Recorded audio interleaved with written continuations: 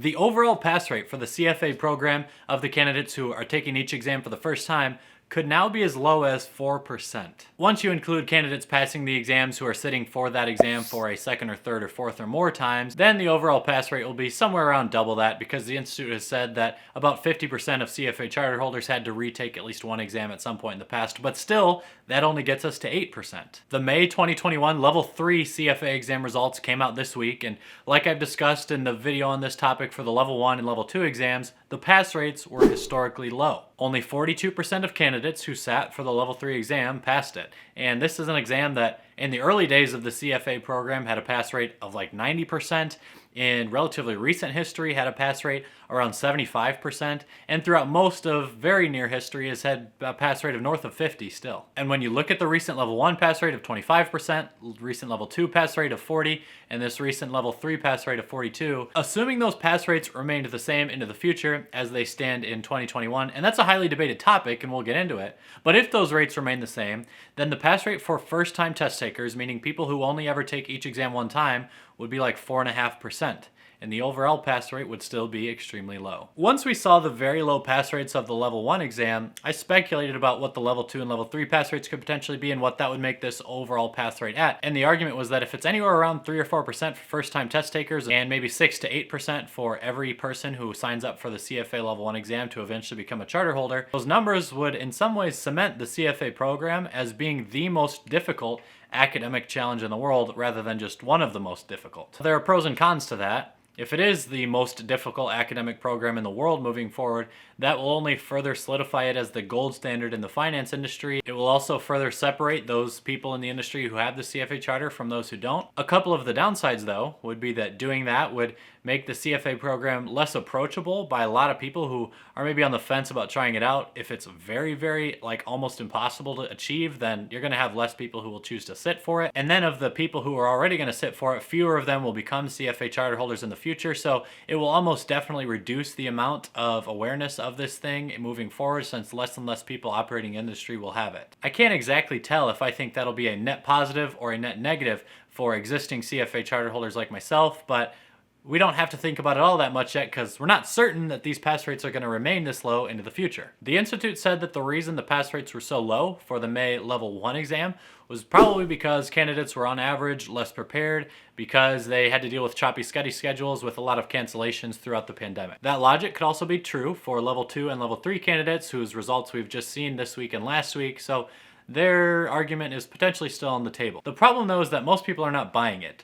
I've made videos talking about this. Mark Meldrum has made videos talking about this. He had one that came out really recently where he just says that, you know, you can choose to believe what the Institute is telling us, but a lot of us are still very skeptical of what they're saying. His scenario doesn't seem as plausible now, where the Level 1 pass rate is really low, but Level 2 and Level 3 pass rates are relatively high, because we've seen all of them come down a lot. My theory is still on the table, which is that the CFA Institute may just be making this program a lot more difficult for everyone moving forward for whatever reasons, and many of you have agreed with me on the comments below on those videos where I've discussed this. There are theories around just the CBT model in general, or prometric test sites being difficult places to take the exams. There were some horror stories that Mark Meldrum also talked about of people showing up for their exam and the prometric test center just being closed. Like, hey, sorry, we didn't have anyone who could come in and work today. Reschedule. Well, for a CFA candidate, that means reschedule in 3 or 6 or 12 months from now, so that poses a huge issue. There was another theory about candidates from India and China not being able to take the exams in May, which was true, but it's not the reason that the pass rates were so historically low. I kind of debunked that in another video. With the newest information we now have about the Level 3 pass rates,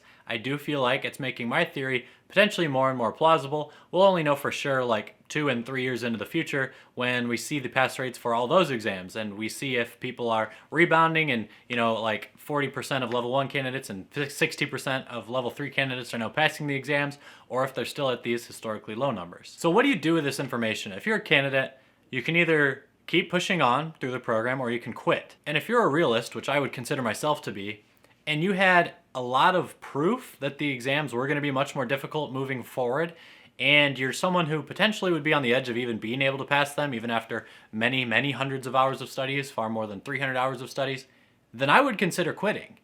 However, we don't have that proof yet. We don't really know that all the exams are going to be that much more difficult moving forward than they have been in the past. So I certainly wouldn't encourage anyone who's kind of on the fence about their own abilities being able to pass one of these exams moving forward to quit now just because the most recent pass rates have been low. If you choose to continue on with the CFA program, but you still think my theory is kind of right there where all the exams might just be more difficult in the future and have lower pass rates in the future because of more difficult questions or higher MPSs, you're just gonna have to grind harder. And I'm not a candidate anymore, so I haven't experienced this firsthand, but it feels to me like you can approach that potential reality in one of two ways. Those would be either being really discouraged by that and being down on yourself because you have a statistical lower chance of becoming a charter holder. Or what I would totally recommend, and the far better of those options, is to be more motivated by it and understand that if there are going to be less people who can become charter holders, that just means that it's going to be a more prestigious group. You have the awesome opportunity to be able to set yourself apart and join that group of elite studiers and financiers who have gotten enough information in their head about the CFA curriculum to pass all the exams. But seriously, if it is going to be harder moving forward, channeling that potential reality into more determination and more motivation is going to be so beneficial, especially when you consider that maybe a good portion of candidates will also be discouraged by those facts. It's obviously going to help you be more motivated to study harder and potentially retain more information, but it's also going to create an even further gap between you and those who aren't going to pass the exams. Now, if you're someone who buys into what the CFA Institute said as the reason for the low level 1 pass rate in the May 2021 exams,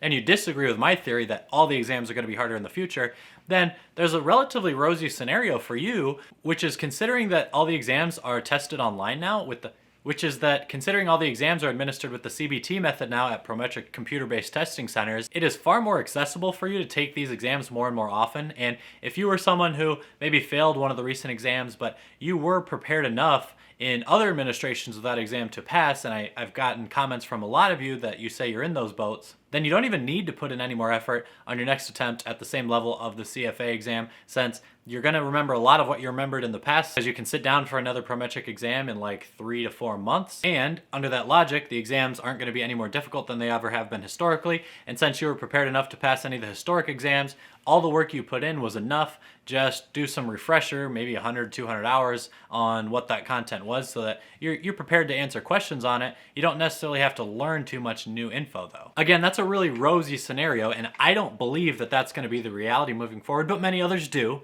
So that could be really encouraging for you if you're someone who was just on the line. In some even more controversial news, it was recently found that everyone who has subscribed to this YouTube channel has gained at least 10 and sometimes up to 20 more IQ points just for listening to and learning from the amazing content posted here. So if you're a CFA exam candidate, or you're just someone who wants to be less stupid or more smart, however you want to frame that, go ahead and subscribe to this YouTube channel. You'll instantly gain 10 IQ points, and as you watch more and more videos into the future, you'll gain about an extra IQ point for every 3 videos you watch. Or, I mean, an extra IQ point if you watch, like, and comment to every single video on this channel. Thanks.